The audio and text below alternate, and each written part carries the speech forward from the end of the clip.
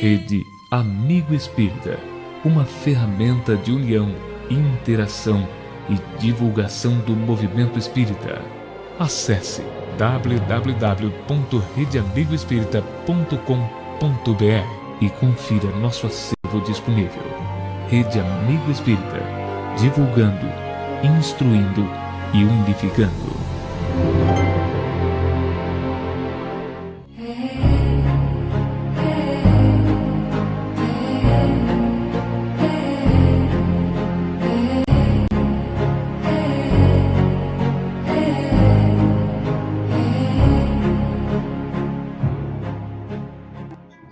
Boa noite a todos, sejamos todos muito bem-vindos a mais uma reunião doutrinária em nossa casa, a União Espírita Cristã. As pessoas que nos visitam pela primeira vez, sintam-se à vontade e abraçados por todos nós aqui da UEC. E aos companheiros de sempre, é sempre uma alegria esse nosso reencontro semanal.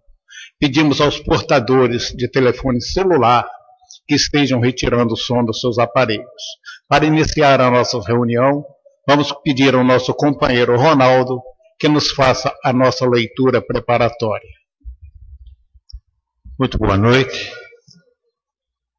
Vamos ler uma passagem do livro Vinha de Luz, psicografada por Chico Xavier, através do Espírito Emmanuel. Serviço de salvação. E acontecerá que todo aquele que invocar o nome do Senhor será salvo. Atos 2:21. Os espíritos mais renitentes no crime serão salvos das garras do mal, se invocarem verdadeiramente o amparo do Senhor. E é forçoso observar que chega sempre um instante na experiência individual em que somos constrangidos a recorrer ao que possuímos de mais precioso no terreno da crença. Os próprios materialistas não escapam a semelhante positivo da luta humana, qual ocorre aos demais nas contingências dilacerantes, requisitam o socorro do dinheiro, da ciência provisória, das posições convencionalistas, que, aliás, em boa tese, auxiliam, mas não salvam. Indispensável se torna recorrer a Jesus para a salvação de nossas questões, para soluções das nossas questões fundamentais.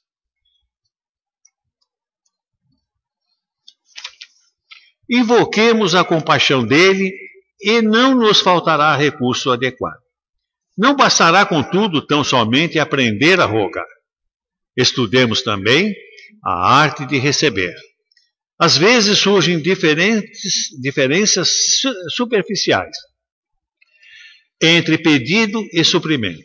O trabalho salvador do céu virá ao nosso encontro, mas não obedecerá, em grande número de ocasiões, às expectativas de nossa visão imperfeita. Em muitos casos, a providência divina nos visita em forma de doença, escassez e contrariedade. A miopia terrena, todavia, de modo geral, só interpreta a palavra salvação por vantagem imediata e, por isso, em leve desgostos ou em desilusão útil, provocam torrentes de lamentações improdutivas. Apesar de tudo, porém, o Cristo nunca deixa de recorrer, de socorrer e aliviar o seu sublime esforço de redenção. Assume variados aspectos, tanto quanto são diversas as necessidades de cada um.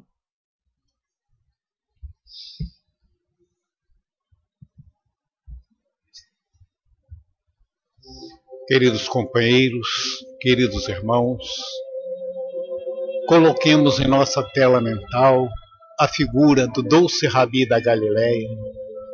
Elevemos o nosso pensamento a Deus, nosso Pai, de infinito poder e bondade, e agradeçamos pelo dom da vida. Agradeçamos ao Divino Mestre Jesus a oportunidade que temos de estarmos frequentando essa escola de vida, que é o nosso planeta Terra. Agradeçamos a Jesus por estarmos aqui neste momento reunidos para ouvirmos falar do seu Evangelho. Peçamos aos nossos mentores espirituais, aos benfeitores espirituais de nossa casa, ao nosso patrono, Dr. Adolfo Bezerra de Menezes e sua equipe, que esteja intuindo e amparando a nossa palestrante da noite, e que nós possamos estar com a mente aberta, a fim de captarmos tudo aquilo que nos for passado e estarmos usando em nossa vida cotidiana. Que o Divino Mestre Jesus, a querida Mãe Maria de Nazaré, continue conosco, hoje, agora e sempre. Agradecemos à Rede Amigo Espírita por disponibilizar o espaço para a transmissão da nossa palestra de hoje. Estamos transmitindo ao vivo pela internet para o mundo todo, e aqueles que quiserem acessar, basta acessar a Rede Amigo Espírita. Maiores informações na nossa página do Facebook.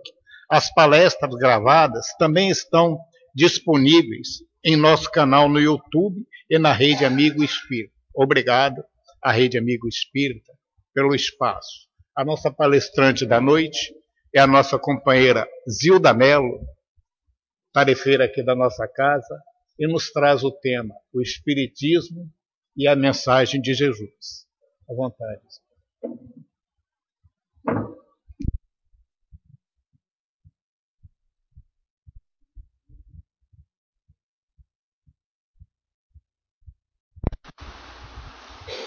Queridos irmãos, que a doce paz do Mestre Jesus continue entre nós. Nós hoje vamos conversar um pouco sobre essa relação existente entre o Espiritismo e a mensagem de Jesus. E para iniciar a nossa fala, surge esta pergunta: o que é o Espiritismo? Vamos pensar um pouquinho. Ouvimos falar várias definições, é isso, é aquilo outro. Mas será que nós temos certeza e segurança do que seja o Espiritismo? Nós vamos buscar lá no livro que se intitula O que é o Espiritismo, no preâmbulo, em que Allan Kardec, o codificador da doutrina, ele define o que é Espiritismo lá. E ele fala que o Espiritismo, ele é ao mesmo tempo uma ciência de observação e uma doutrina filosófica. Como ciência prática, ele consiste nas relações que se estabelecem entre nós e os espíritos, desencarnados, claro. Como filosofia, compreende todas as consequências morais que dimanam, quer dizer, que retratam, né? Que saem destas mesmas relações. E continua Kardec: o Espiritismo é a ciência que trata da natureza, da origem e destino dos espíritos, bem como de suas relações com o mundo corporal. Então, olha que definição grande, né, que Kardec nos fala sobre o que é o Espiritismo. Então, é isso que nós vamos aqui trocar um pouquinho em miúdos, para que a gente possa entender com mais profundidade. E quando Kardec começou a fazer suas pesquisas, era no tempo em que a França, Allan Kardec viveu na França, estava tendo, era uma epidemia das tais mesas girantes, né? Toda a sociedade estava querendo saber o que se tratava, era a mesa que pulava, que andava para cima, para baixo, para o lado. E aí Allan Kardec foi convidado para ver o que estava acontecendo. E inicialmente ele lançou mão da sonda da investigação. Kardec era um pesquisador, professor, filósofo, e Kardec então começou a ver que ele precisava comprovar se aquelas coisas eram verdadeiras, né? Aí nós pegamos aqui a imagem de uma mesa, né? As chamadas mesas girantes, elas batiam no teto, ia para a parede, para aqui, para ali. E também nós temos o episódio de Hydesville, em que duas jovens, duas adolescentes começaram a ouvir batidas na parede, e depois foi descoberto ali um esqueleto de um mascate que se hospedou nessa casa e fora enterrado vivo ali naquelas paredes. Então Kardec começou a investigar que alguma coisa, né, tinha por trás de tudo isso. Então essa é a posição da ciência, é observar, é investigar para poder comprovar a veracidade dos fatos. Então aí começou Kardec pela ciência, pela observação. Em seguida, ele começou a perceber que ele ia extraindo um conteúdo nobre daqueles fenômenos. Não era só a bateção de mesa, de cadeira, de instrumentos, não era só isso. Alguma coisa vinha daqueles fenômenos. Alguma coisa tinha que haver por trás daquilo tudo. Tinha que haver uma razão de ser para tudo aquilo. Então ele começou a formular questões, né, de elevado teor filosófico. Ele começou a fazer perguntas para aquelas coisas. Que inteligência está por trás disso? Ele viu que não era truque. Truque não era, truque de mágica não era. Então, havia uma inteligência, havia um raciocínio por trás daqueles fatos físicos que assim se apresentavam. Então, ele começou a formular perguntas. E, na sequência, ele viu, retornando àquelas pesquisas científicas, ele constatou aquelas verdades.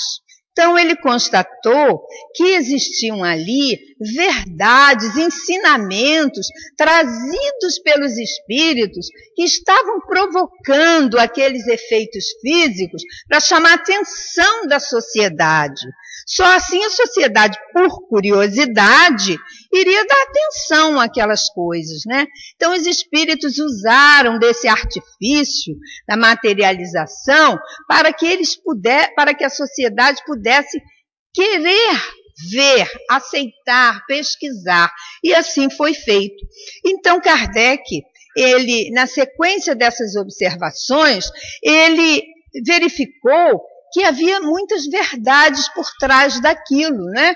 E que eram trazidas por espíritos superiores, de inteligência superior, bons espíritos, espíritos que falavam mensagens para o bem, com alto poder do bem. Então Kardec viu que essas mensagens, elas estavam entrelaçadas e que elas tinham consequências morais, né? Consequências éticas, morais, religiosas para o homem. Era bom para o homem, encaminhava o homem para o bem. Então aí ele percebeu a relação disso com a religião, com a religiosidade. E assim foram as primeiras pesquisas, a sequência dos estudos de Allan Kardec.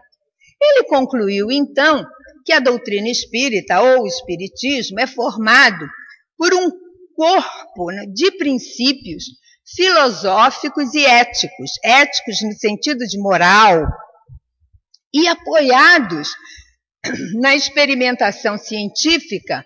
Então ele viu que ali existia um corpo de princípios em 3 aspectos diferenciados: o aspecto filosófico, o científico e o religioso.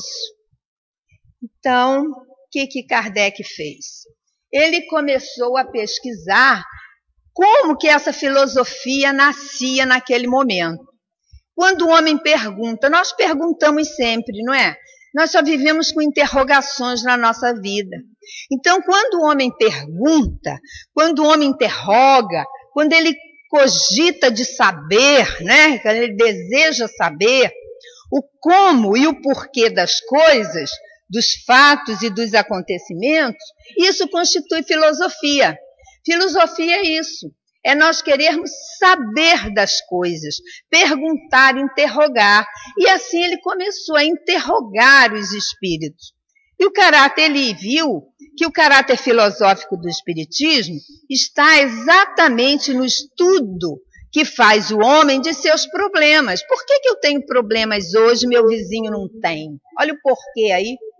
Por que hoje eu sofro de doenças e meu vizinho, e eu sou tão boa, mas eu sofro de tantas doenças, o meu vizinho é mau e ele está lá com a saúde perfeita.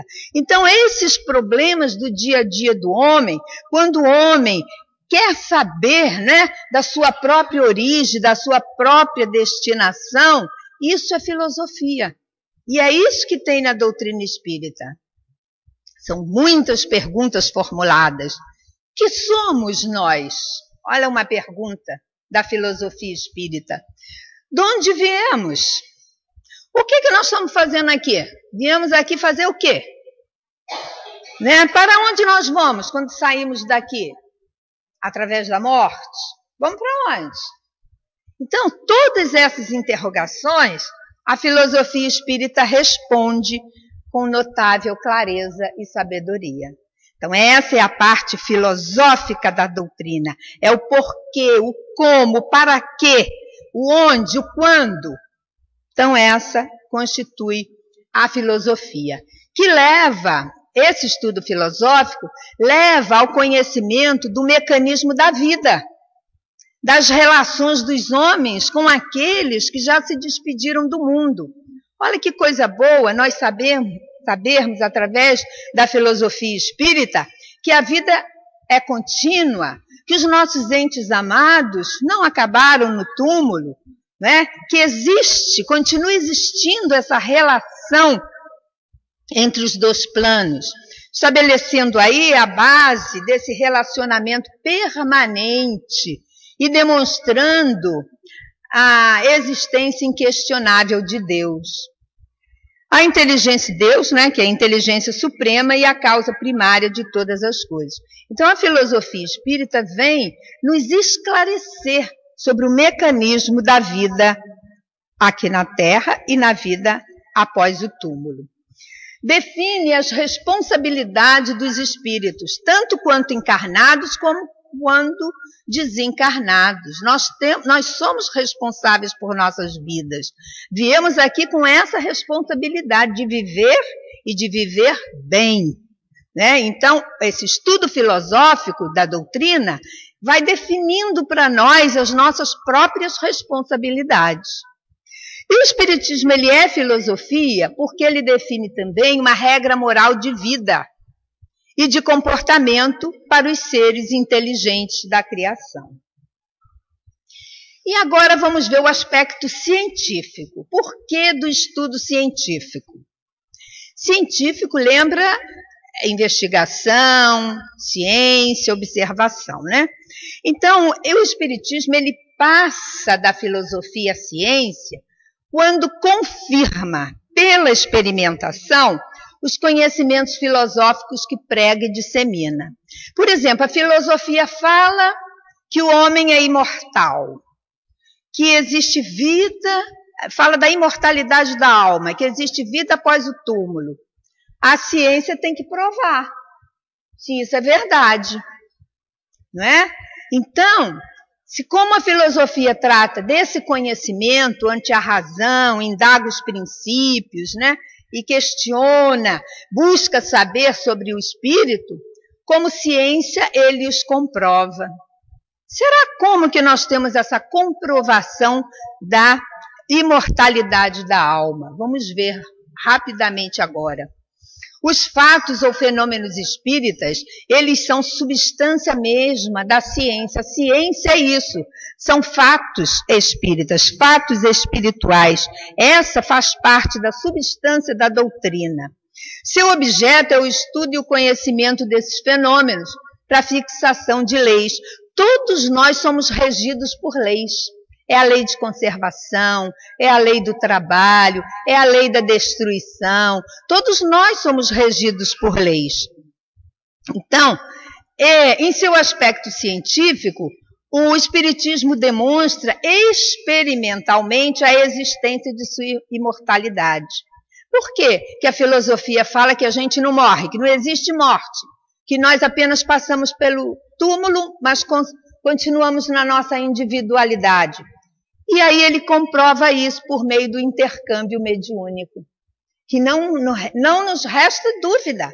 Existe um intercâmbio entre os dois planos, o intercâmbio entre encarnados e desencarnados. Essa é a parte científica da doutrina, demonstrando o que a filosofia espírita afirma. Então a ciência espírita confirma, e agora até a ciência comum dos homens já está confirmando o que a doutrina espírita há 160 e poucos anos já diz.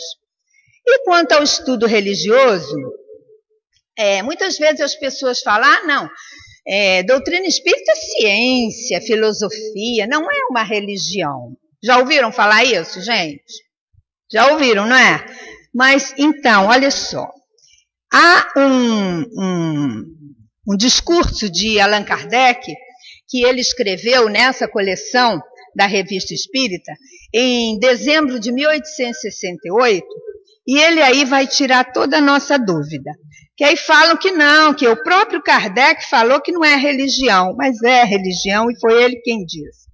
Então, esse discurso, ele diz o seguinte, olha só, o Espiritismo, aqui está na íntegra, o Espiritismo é, no sentido filosófico, uma religião. Porque no sentido filosófico ele nos leva ao bem, nos leva à moral, à ética. Mas não se constitui, no sentido comum, em mais uma religião, como outras tantas que existem, nós conhecemos algumas, visto que não possui cultos instituídos, igrejas, rituais, dogmas, mitos ou crendices, nem tampouco hierarquia sacerdotal.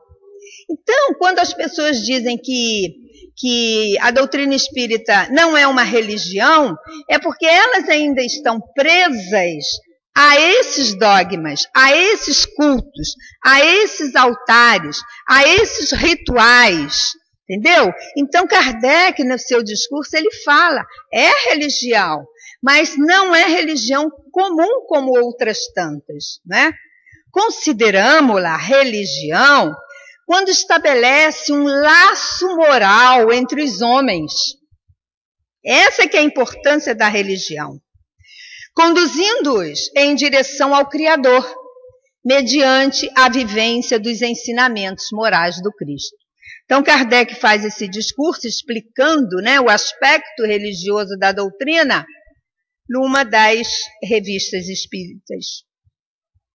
E aí Emmanuel, um dos nossos orientadores espirituais, ele fala lá em O Consolador, a ciência, a filosofia e a religião constituem um triângulo sublime, sobre o qual a doutrina do Espiritismo, ou a doutrina espírita, assenta as próprias bases. Ele compara, né, ciência, filosofia e religião a uma figura geométrica, a um triângulo, preparando a humanidade do presente para a vitória do amor. E aí eu trouxe aqui o triângulo que Emmanuel se refere.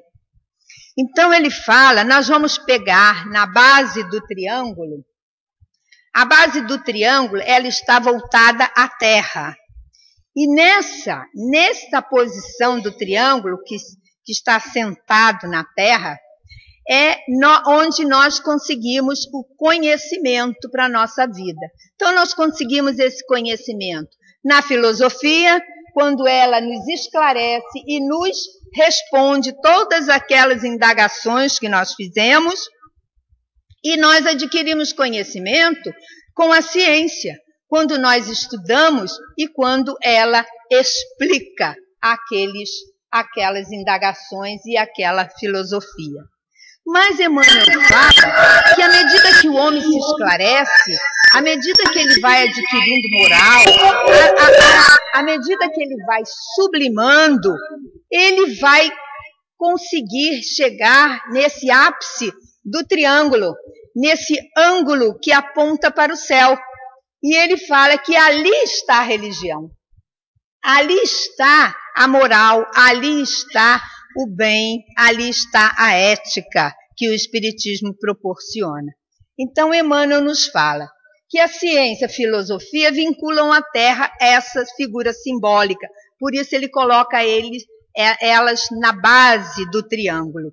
E ele diz que esse triângulo, essa filosofia, essa ciência, ela oferece e constitui um campo nobre de investigações humanas, como outros movimentos também existem, não é só a doutrina espírita, né? Vários movimentos de natureza intelectual que visam o aperfeiçoamento da humanidade. Então, ele bota, busca o conhecimento visando esse aperfeiçoamento da humanidade. Está na base do triângulo. E aí, ele fala, a religião é o ângulo divino que a liga ao céu, é o ângulo apontado para o céu, edificando e iluminando os sentimentos. Por que ele fala isso, que a religião está nesse ângulo? Porque ele diz que repousa a sua grandeza divina por constituir a restauração do Evangelho de Jesus. Então, o aspecto religioso da doutrina, ele repousa, ele constitui na restauração do Evangelho de Jesus Cristo.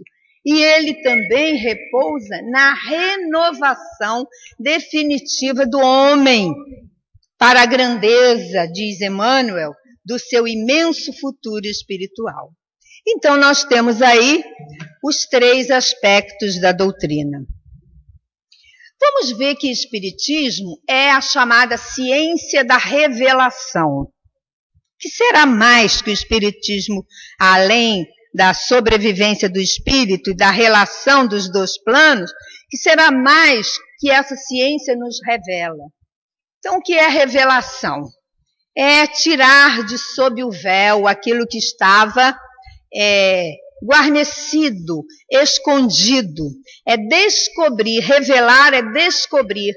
É dar a conhecer algo secreto ou desconhecido. E é para isso que o Espiritismo vem, como ciência da revelação, de retirar o véu sob os ensinamentos e as verdades divinas que Jesus nos ensinou. Nós tivemos, a humanidade da era cristã, ela teve 3 aspectos essenciais de revelações. Primeiro, nós começamos com Moisés, que veio pregar a missão de justiça. Era aquele Deus severo, Deus que punia, Deus bravo, porque a sociedade da época de Moisés assim necessitava, porque senão ele não conseguia conter a animosidade daquele povo. Então, a missão de Moisés foi conseguir a justiça. Então, ele veio com essa missão, a revelação dele, né? O Decálogo, os 10 mandamentos e tal. Aí depois veio Cristo, depois de Moisés veio o Cristo, que veio trazer o Evangelho de amor. Aí o Cristo, já em outra época, uma sociedade já completamente diferente da do tempo de Moisés, o Cristo pôde trazer Deus como Pai, Deus como amor, Deus como misericórdia, Deus que perdoa, Deus que ama, Deus que nos dá N oportunidades de nos redimir de nossos erros e de nossos enganos. E depois do Cristo,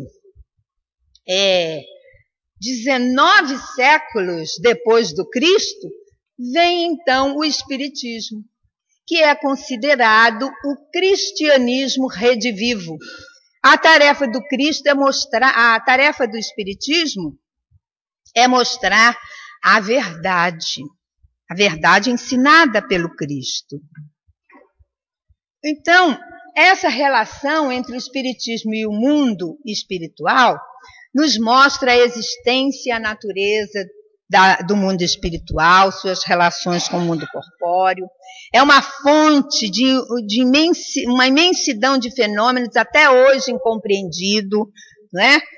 E por isso esses fenômenos são relegados para o domínio do fantástico, do milagre, né, do maravilhoso, do excepcional, porque ele ainda está como fenômenos incompreendidos. Uma das forças do espiritismo é, no mundo espiritual, uma das forças atuantes da natureza de Jesus, que Jesus alude em certas circunstâncias. Forças vivas da natureza que Jesus alude em certas circunstâncias.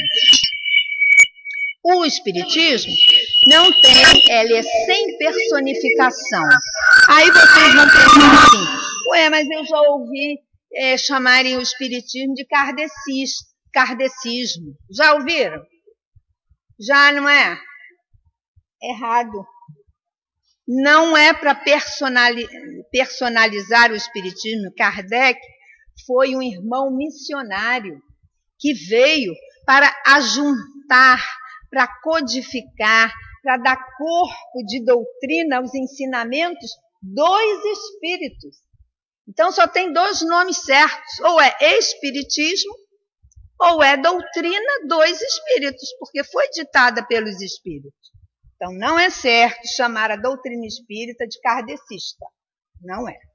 Porque não, o espiritismo ele é sem personificação. Fruto do ensino dado pelos espíritos, que são as vozes do céu.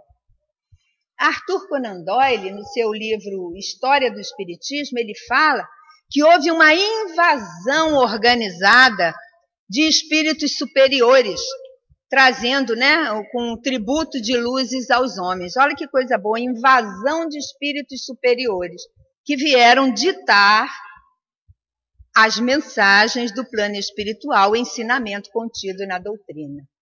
E Jesus, ele nos fala, não vim destruir a lei, porém cumpri-la. E o que o Espiritismo diz? A lei de Moisés, Jesus se refere. Não vim destruir a lei que existia, a lei primeira de Moisés, porém cumpri-la. Só que Jesus veio cumprir a lei com docilidade, com amabilidade, com amor, com perdão. E o Espiritismo diz, não venho destruir a lei cristã, porque foi revelação após o Cristo, mas dar-lhe execução. Então o Espiritismo, ele nada ensina em contrário ao que ensinou o Cristo. E ele desenvolve e explica o que foi dito apenas de forma alegórica. Nós, que certamente convivemos lá com o Cristo, em encarnações passadas, não tínhamos capacidade de compreensão, não tínhamos inteligência suficiente para entender os ensinamentos do Cristo. Então, por isso, o Cristo fala de forma alegórica, ele conta histórias, ele faz comparações, ele fala por parábolas, não é? Tem seus diálogos, suas citações.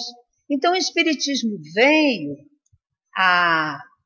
no século XIX, 19 séculos depois do Cristo, o Espiritismo veio para explicar a mensagem do Cristo. Então, vem cumprir, nos tempos preditos, o que o Cristo anunciou e preparar a realização de coisas futuras. Olha o que Jesus fala aos apóstolos. Se me amais, guardareis os meus mandamentos. E eu rogarei ao Pai, e ele vos dará outro Consolador, a fim de que esteja para sempre convosco, o Espírito da verdade, que o mundo não pode receber, porque não o vê. Vós, os apóstolos, o conheceis, porque ele habita convosco e estará em vós. Então, mas, continua Jesus, o Consolador, o Santo Espírito, a quem o Pai enviará em meu nome, esse vos ensinará todas as coisas e vos fará lembrar de tudo o que vos tenho dito. Então Jesus anuncia lá no sermão do cenáculo, ele estava fazendo esse sermão, ele anuncia que ele pediria ao Pai que mandasse um consolador, porque ele tinha convicção plena de que nós, com a partida, com o retorno dele à pátria espiritual, iríamos precisar de consolação, nós iríamos precisar de nos apoiar em algo que nos consolasse a vivência aqui na Terra sem o Cristo. Então ele diz que mandaria um consolador a fim que esteja para sempre convosco, para sempre. Ele não vem e vai embora, não vem e vai embora, não. Ele viria para ficar para sempre conosco. E ele diz que o mundo não pode receber porque não vê.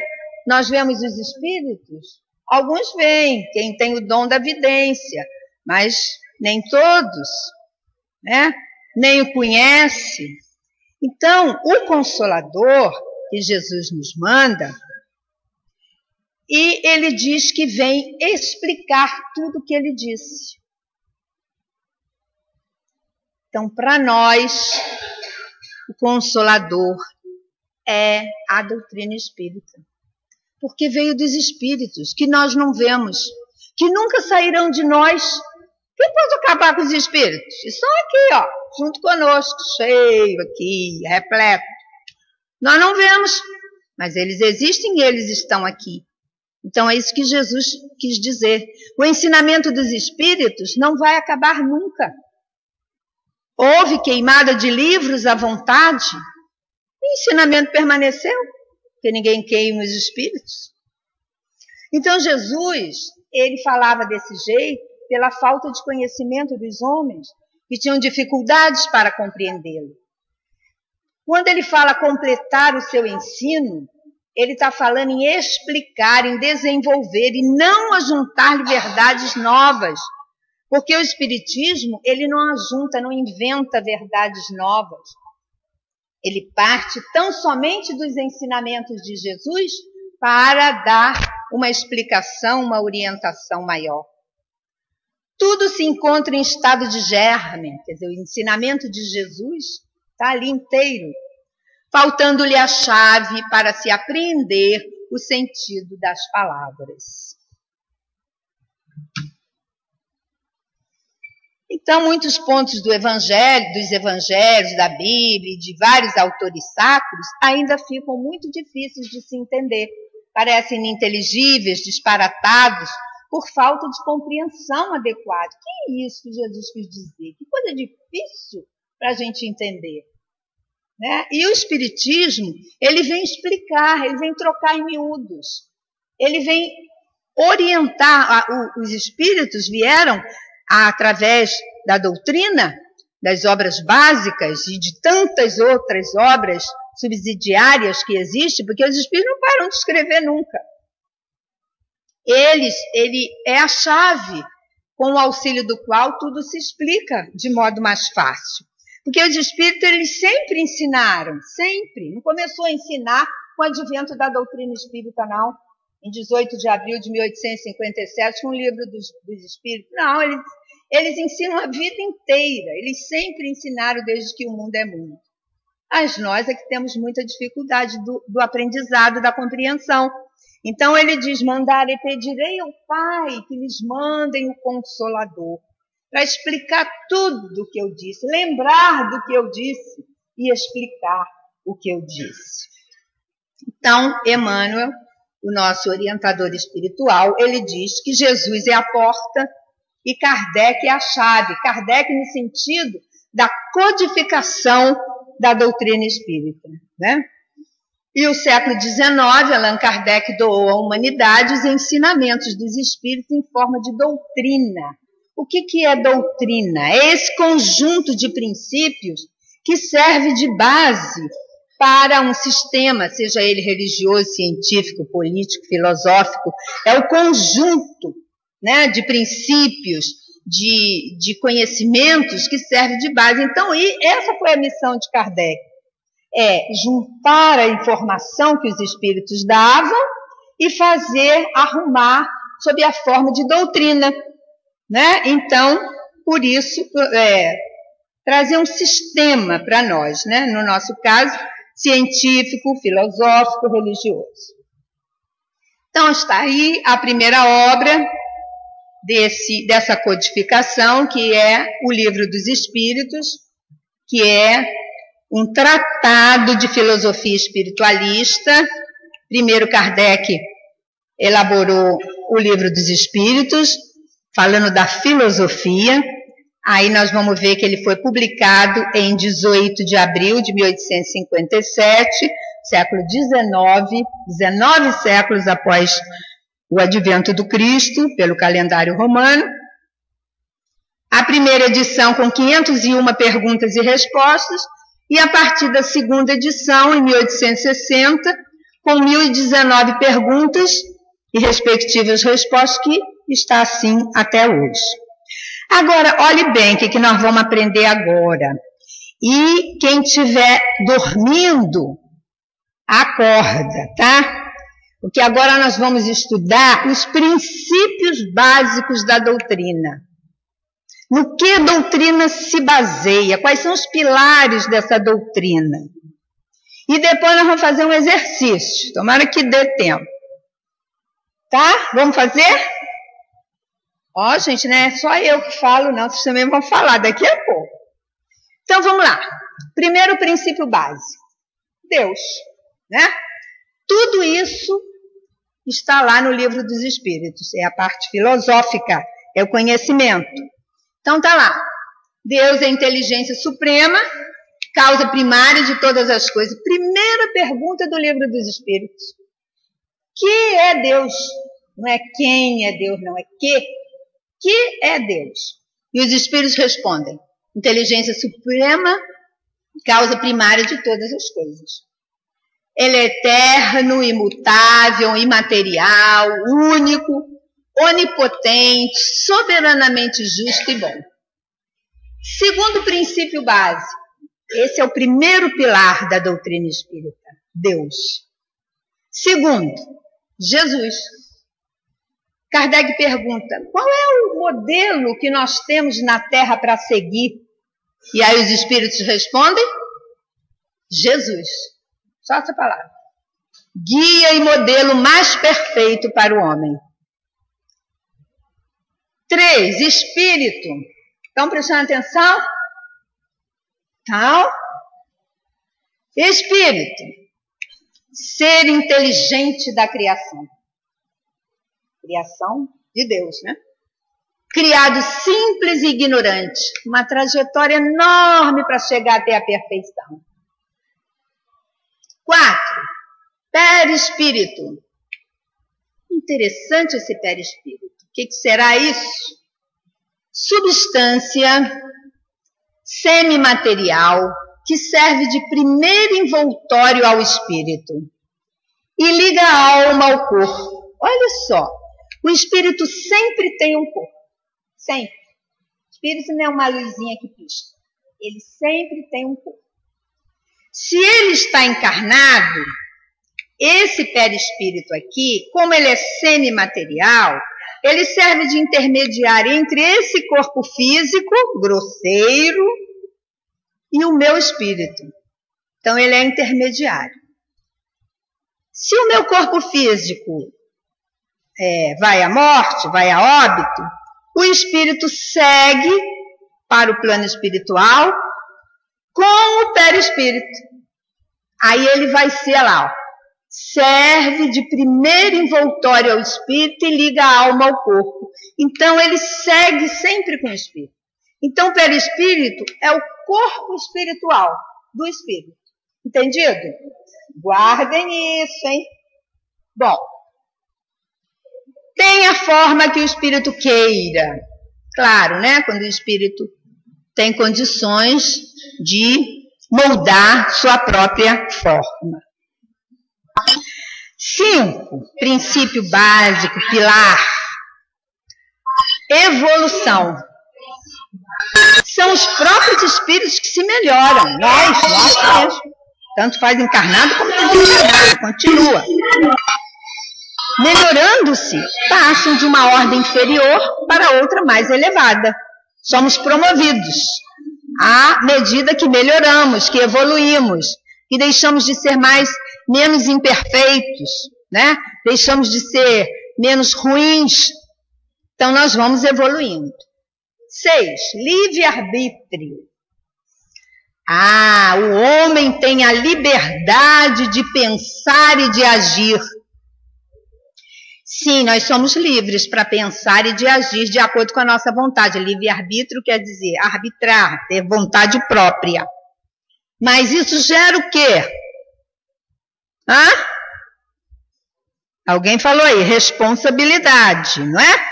É livre para pensar e para agir, mas somos responsáveis por aquilo que pensamos e pelo modo de agir. Sem o livre-arbítrio, ele seria máquina, seria igual um robô, né? Teleguiado. Então, Deus nos outorgou o livre-arbítrio. Aí vem causa e efeito. Deus tem suas leis. Deus é justo, porque as leis dele são imutáveis para todos. Lei divina é lei imutável. Então, ele tem suas leis a regerem todas as vossas ações. Se a violais, quer dizer, se transpõe essa lei, vossa é a culpa. A expiação é o resultado da infração da lei. Jesus já falou, né? Pagareis até o último centil. Quer dizer, à medida que nós violamos a lei divina, a culpa é nossa. Nós vamos ter que dar conta, não é isso? Então, vamos ter que expiar esse erro, né? 8. Reencarnação. Consiste em admitir para o espírito muitas existências sucessivas. E nós já tivemos tantas para nós chegarmos até aqui. Para expiação e melhoramento, para quê, né? Para quê que a gente reencarna? E aí eles respondem, para expiação dos nossos erros lá, da lei de causa e efeito, né?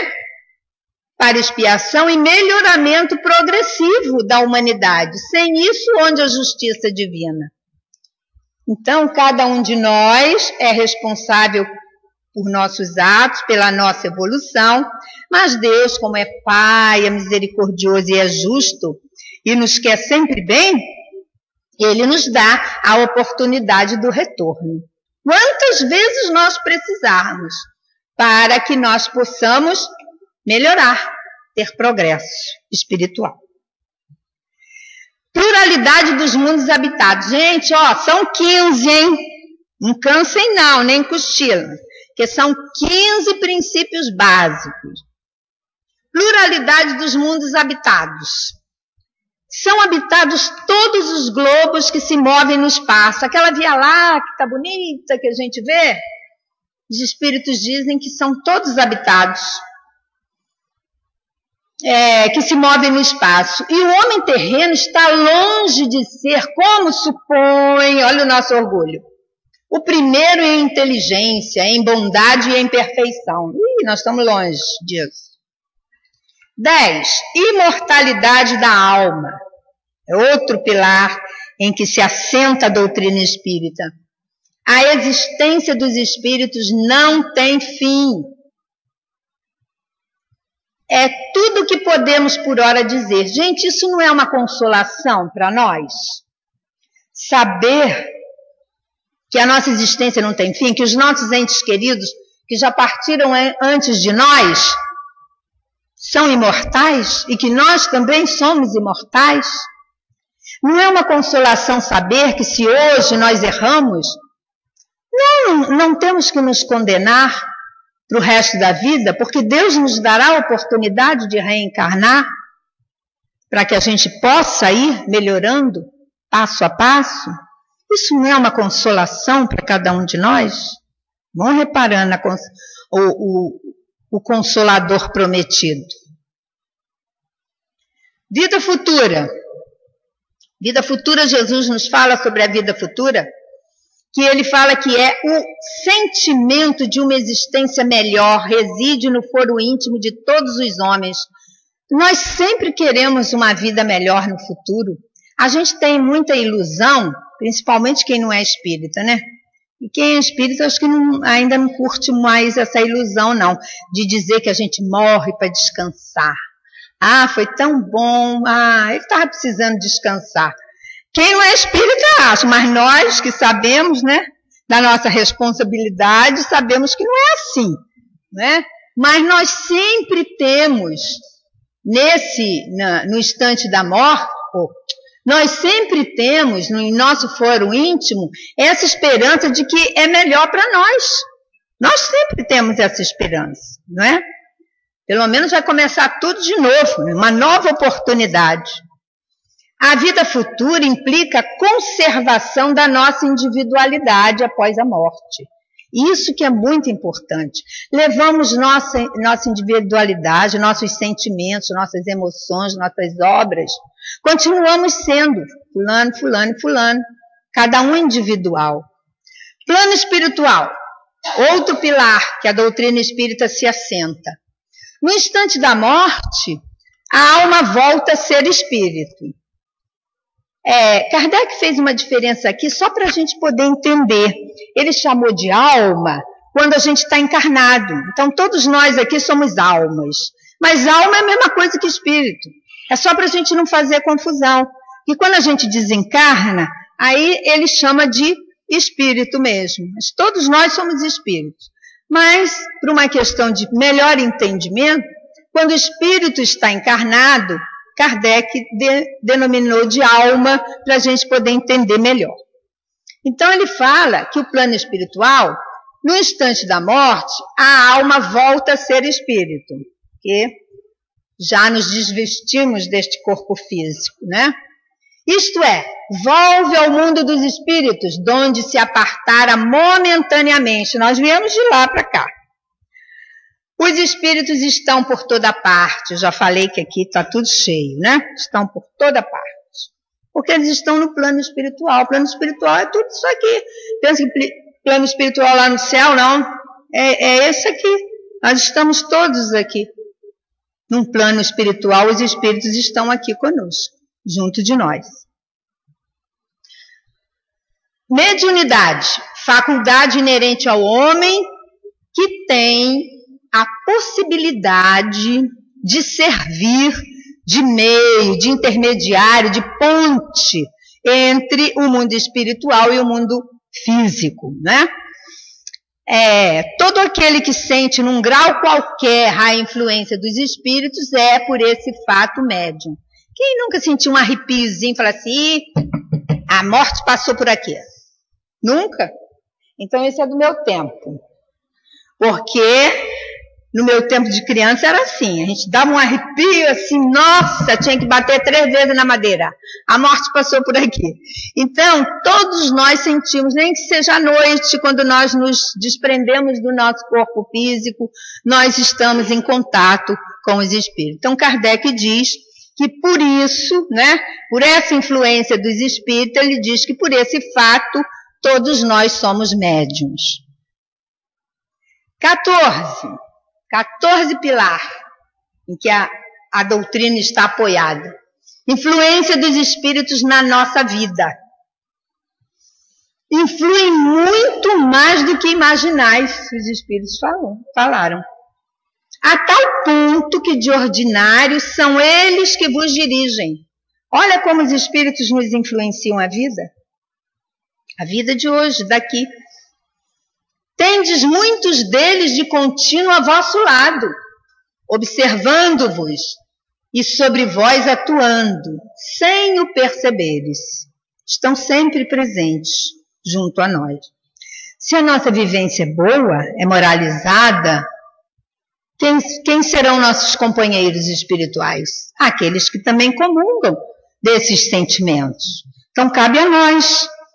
Né? As nossas companhias espirituais dependem só de nós. O último, a ação, último pilar. A ação dos espíritos na natureza. Olha, Deus não exerce ação direta sobre a matéria. Deus, o Criador. Nos dizem os espíritos lá na pergunta 536. Os espíritos são uma das potências da natureza e os instrumentos de que Deus se serve para a execução dos seus desígnios providenciais.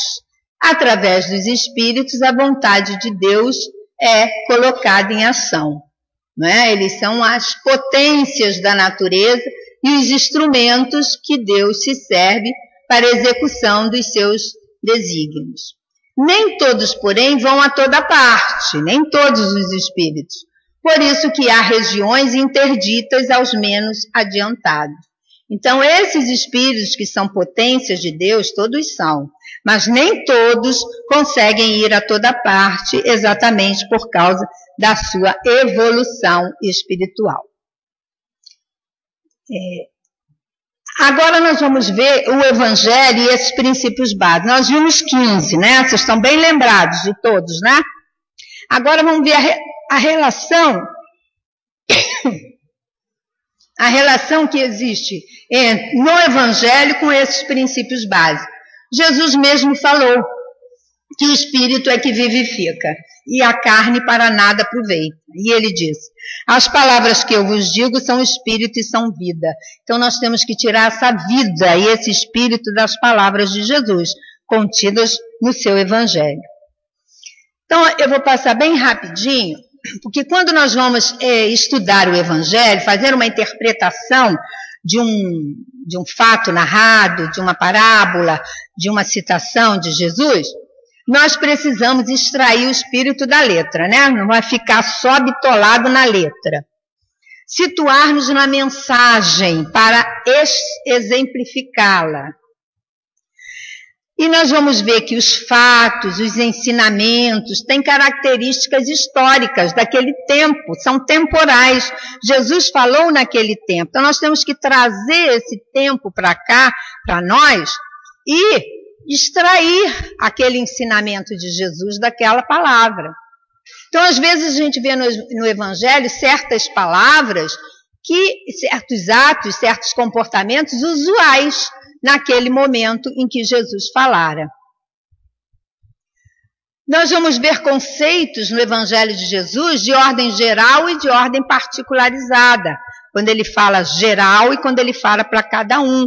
Né? Num versículo só, nós vamos ver determinada expressão, num versículo nós podemos ver esses conceitos, e numa expressão de Jesus, vai e não peques mais, quando ele fala para Maria de Magdala, numa só palavra, nós vamos ver todo o ensinamento do Mestre.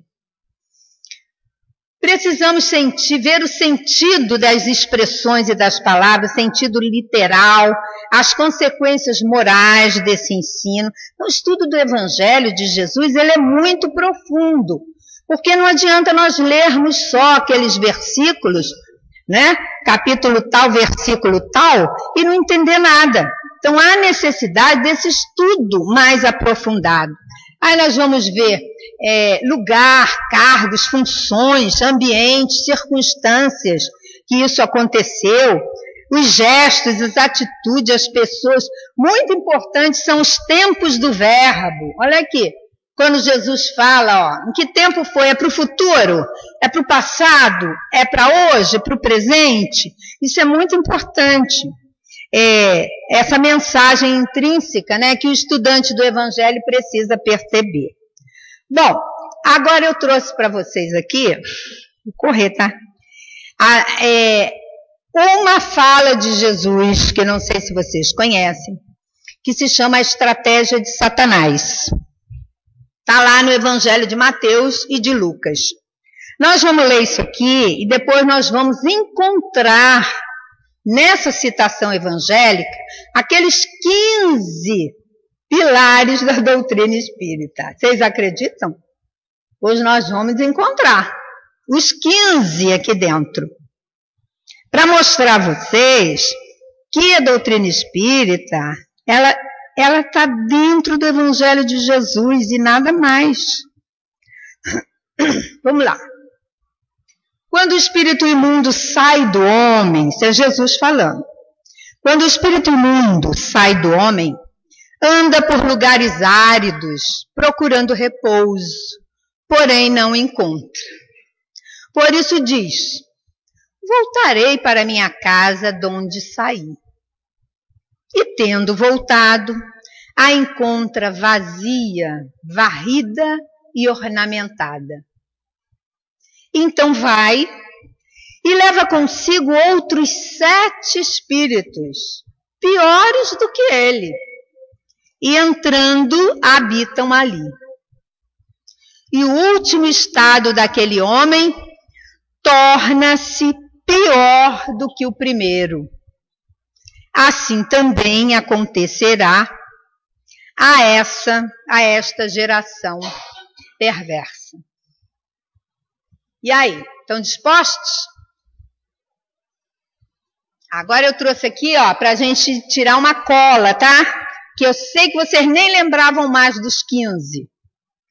Então, vamos aqui olhar. A estratégia de Satanás. Quem é Satanás, gente? Um espírito, irmão nosso, inferior, que ainda caminha pelos caminhos do mal, né? É um espírito. Nós estamos vendo aí o quê? Qual é o princípio? Qual é o princípio que nós estamos vendo aí? Ué? Um espírito. Espírito. Quando o espírito imundo, quem é esse espírito imundo? É ele mesmo, se referindo a um espírito inferior que está num processo de obsessão para aquele homem. Então nós estamos vendo aí o espírito desencarnado, espírito imundo também, na época de... Olha a época. Hoje ninguém fala assim. A doutrina espírita não se refere aos espíritos inferiores, sofredores, como Satanás, nem espírito imundo. Localização da época de Jesus. Nessa época se falava isso, assim, desse jeito. Por isso Jesus fala desse jeito. Então tá lá, ó. E espírito imundo é o mesmo espírito inferior, né, nesse processo. Então, quem nós já vimos aqui? Qual é o princípio que a gente já viu aqui? Falei desses espíritos. Olha lá, número 3, né? Espírito. Quem criou os espíritos? Deus. Então, Deus está aqui? Contido aqui? Tá, né? Quem é que cita isso? Quem é que fala isso? Que está no Evangelho de Mateus e de Lucas? Jesus. É uma fala de Jesus. Então, matamos 3 aqui, ó. Deus, Jesus e Espírito, não é isso? Então vamos lá. Mas olha bem, quando esse espírito que estava obsediando esse homem, esse chamado espírito inferior, que aí está retratando como um espírito imundo, ele sai do homem, então ele para de obsediar, ele sai, ele não está mais junto daquele homem. E aí ele anda por lugares áridos procurando repouso. Gente, esse espírito aí, que nós vamos ver que ele sai, olha lá, a ação dele, ele sai, ele anda, ele procura repouso. Quem procura repouso é quem está cansado. Se ele está cansado, ele tem um corpo, não tem esse espírito? Como é que chama mesmo aquele corpo do espírito que eu falei? Perispírito. Então, achamos o perispírito? Achamos. Aí ele anda por lugares áridos, por lugares secos, por lugares inferiores, por lugares feios. E ele procura repouso nesses lugares. Será que ele estava no mesmo lugar quando ele estava com o homem? Então, o que nós podemos ver aqui nesses lugares? Existem muitos lugares habitados, não existe? Aqui ele fez diferença, ele foi para lugares áridos, lugares sofridos, secos. Então, nós vamos ver a pluralidade dos mundos habitados. E ele também saiu de perto do homem e ele vai andar no plano espiritual. Não é isso? Então, nós temos aqui, nessa andança desse espírito, a pluralidade dos mundos habitados, que ele sai da terra onde está este homem. Aqui não fala que é da terra, mas vamos supor que seja. E vai andar por outros lugares que ele diz que são lugares áridos. Então, aqui nós temos pluralidade dos mundos habitados e nós temos plano espiritual também, onde esse espírito está andando com seu perispírito, né? O seu corpo. Mas ele não encontra repouso, e aí ele pensa, ele diz, por isso ele diz, antes da gente dizer, nós temos que pensar, né? Então o espírito pensa e o espírito diz. Esse espírito está morto? Se ele pensa e se ele diz? Não? Quem está morto fica ali, igual uma múmia. Então, o que nós vemos aqui? Quando ele pensa e ele toma uma resolução.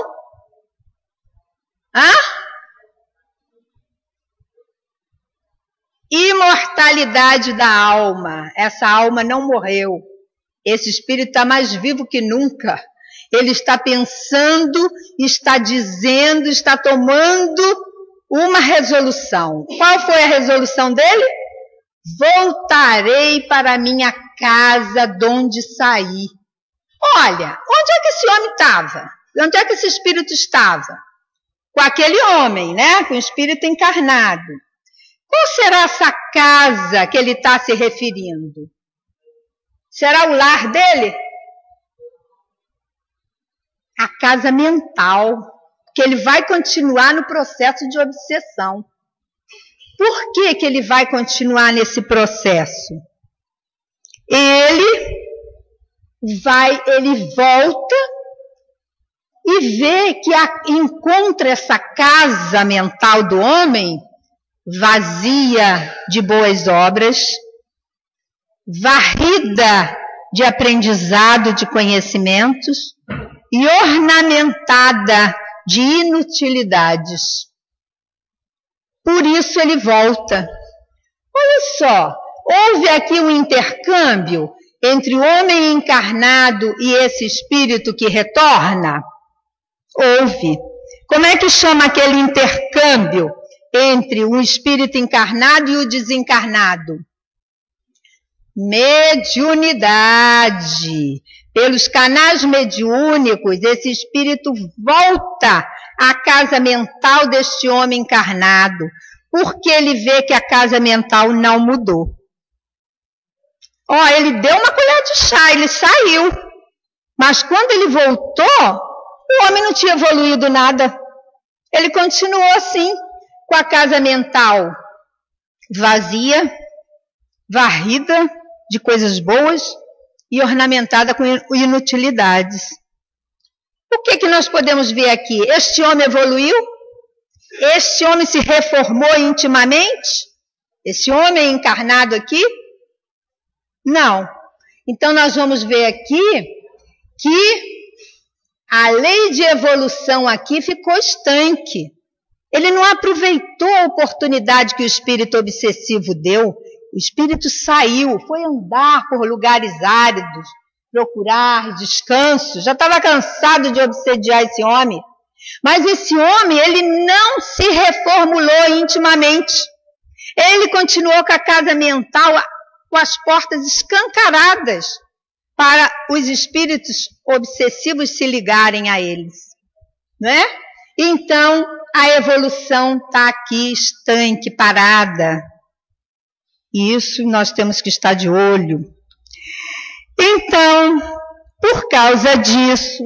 Mas olha bem, gente, o que vocês veem aqui? O homem é dono da casa mental dele, não é? Ele faz o que ele quer. Ele quis que ela ficasse varrida de obras boas. Ele quis que ela ficasse inútil, cheia de inutilidades. O que ele usou aqui? O livre-arbítrio. Ele usou o livre-arbítrio dele, não é? Nesse lugar. Mas se ele usou o livre-arbítrio dele, a lei de causa e efeito também pega ele. Por quê? Porque esse espírito vai para a casa mental dele e leva consigo outros 7 espíritos. Era 1, agora são 7. Piores do que ele. Piores ainda. Agora é uma falange. Porque ele permitiu. Pelo livre-arbítrio dele, ele permitiu esse contato. E aí, esses espíritos que vieram agora habitar, entrando, habitam ali. Isso aqui, vocês estão vendo aqui alguma lei de causa e efeito? Qual foi a causa? Usou o livre-arbítrio, mas não evoluiu. Aí teve o efeito. De 1 veio 7. Não é? Lei de causa e efeito. Piores do que ele. E o último estado daquele homem torna-se pior do que o primeiro. Claro, se você está sob o jugo de um espírito obsessor e agora você está sob o jugo de uma falange obsessora de 7 piores do que o primeiro, então o efeito aqui é pior. E aí Jesus diz, o último estado daquele homem encarnado torna-se pior do que o primeiro estado dele, não é? Olha só, o que nós podemos ver aqui também? Vê se nós não podemos ver a ação dos espíritos na natureza humana. A ação dos espíritos na natureza desse homem aqui, na natureza humana. Os espíritos estão agindo, né, na natureza humana, na natureza deste homem. E aí Jesus fala, assim também acontecerá. Olha o verbo no futuro. Ele já está falando para o futuro. Acontecerá. Se ele fala no futuro, ele está se referindo à vida futura. Sempre que nós agimos assim, desse jeito, deixando a nossa casa mental vazia de boas obras, varrida de aprendizado, de cultura, de conhecimento e ornamentada de inutilidades, em suma, desprezando o momento apropriado para a reforma interior, acontecerá em nós também não coisas boas, o efeito de nossas obras, né? E aí quando ele fala no acontecerá, ele fala da vida futura após o túmulo. Tem obsessões que elas ultrapassam reencarnações. E esta geração perversa. O que é a geração? As nossas gerações, se não são nós mesmos que reencarnamos e voltamos. A 4ª, 5ª, 6ª, 7ª geração, somos nós que vamos retornar, porque estamos ainda com a nossa reencarnação comprometida dos nossos atos, que não são todos voltados para o bem. Então, vimos aqui os 15 princípios básicos, finalizando, o Espiritismo e o Evangelho estão realmente, totalmente relacionados. Isso nós vimos aqui em três versículos somente. Imagina no Evangelho inteiro de Jesus, né? E nós podemos confirmar o que Emmanuel nos fala, que o Espiritismo é a chave que auxilia na compreensão da mensagem de Jesus. Usemos-la, vamos usar essa chave, né, que abre as portas da nossa ignorância para podermos transpor com segurança os obstáculos de nossa jornada evolutiva. Muito obrigada pela atenção de todos e desculpe pela hora que eu passei. Nosso muito obrigado à companheira Zilda. E eu vou pedir ao companheiro Ronaldo que esteja fazendo a nossa prece de agradecimento. Após a prece, eu farei alguns avisos, alguns convites. E estejam todos mentalizados que durante a prece nós estaremos recebendo o passe coletivo.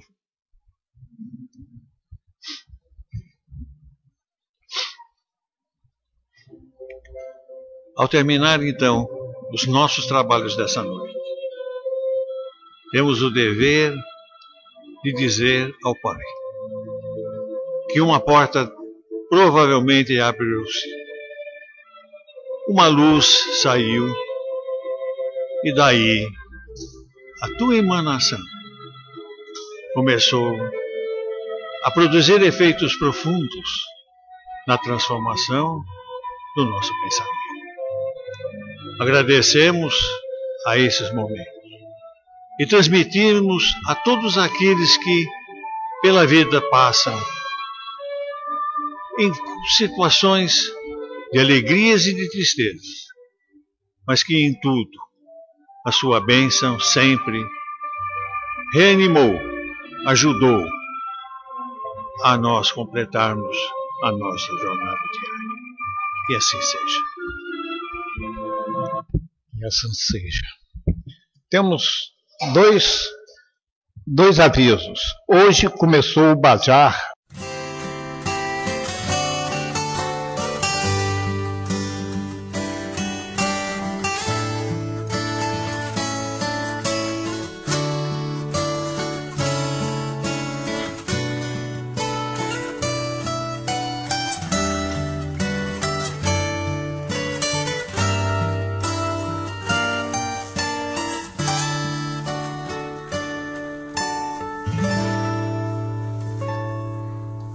Deus está aqui neste momento, Sua presença é real em meu viver.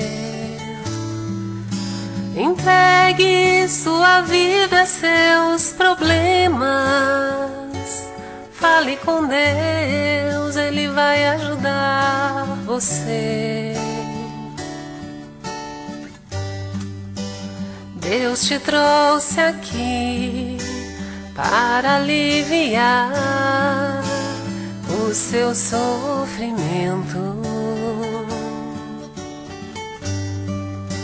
É Ele o autor da fé, do princípio ao fim, em todos seus tormentos.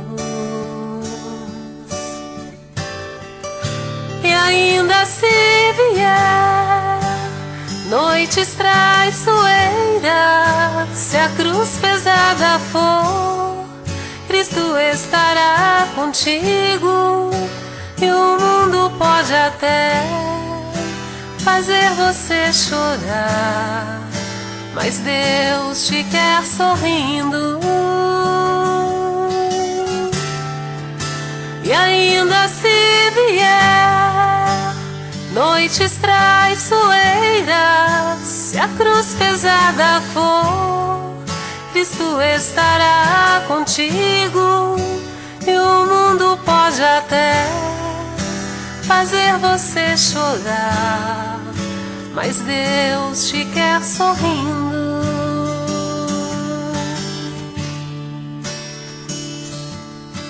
Seja qual for o seu problema, fale com Deus, Ele vai ajudar você. Após a dor vem a alegria, pois Deus é amor e não te deixará sofrer. Deus te trouxe aqui para aliviar o seu sofrimento. É Ele o autor da fé, do princípio ao fim, em todos seus tormentos. E ainda se vier noites traiçoeiras, se a cruz pesada for, Cristo estará contigo. E o mundo pode até fazer você chorar, mas Deus te quer sorrindo. E ainda se vier noites traiçoeiras, se a cruz pesada for, Cristo estará contigo. E o mundo pode até fazer você chorar, mas Deus te quer sorrindo.